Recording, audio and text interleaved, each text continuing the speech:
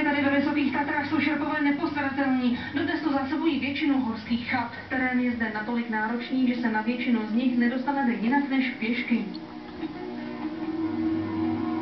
Pokusy postavit tady lanovky až k chatám zatím neuspěly a vrtulník je nesrovnatelně dražší. Veľmi nepríde vyniesť k nadlebovty, lebo ja ich potrebujem zajtra ráno. Výdělek ale není to hlavní, co lidi k práci šerpou přivádí, jako v případě záchranáře Maťa Maličkého.